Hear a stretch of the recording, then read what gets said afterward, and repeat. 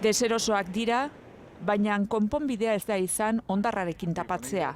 Duela 3 urte, hainbeste tona bota zuten gainera alferrik. Eta kamera bidez area mareak ikusteak ez ditu bertatik kolpe batean kenduko.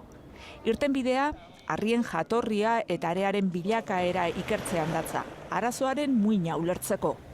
Arantzadik arrespila guzti hau ikertu egin du Atapuerkako geologoekin eta Euskal Herriko Unibertsitatekoekin batera. Harririk txikienak ematen badute naturalak ere ez dira. Hondakin harriak dira, hondarretako hondartzan egon diren eraikinenak eta beraz kendu egin beharko lirateke.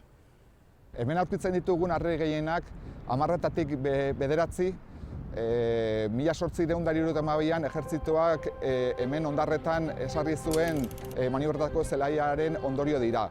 Bertan eraikitako horma eta beteleana. Harrizko harlangaitz edo horma hemen hasten zen, hondartza zeharkatzen.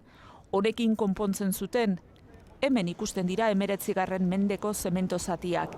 Eta zati batzuk, kanteatu edo eskulpitu egin zirela ematen du. Hormigoion armatua da, bertan dauzka kareharriak. Igeldo Magaleko 2 harrobietako harriak bota ziren, baita espetxe, malda, kolektore eta trenbide txikia Brunet fabrika hornitzeko. Arantzagitikan proposatzen duguna da, hondakin harriak horiek kentzea. Kolpean dragatuz edo agertzen diren heinean kenduz, eskuz edo makinaz. Itxura polita ez dakabentzat. Ibiltzeko eta oso gaizki dago. Udaletxe, kostaz eta inguru giroan gaurtik badute txostena eskuragarri.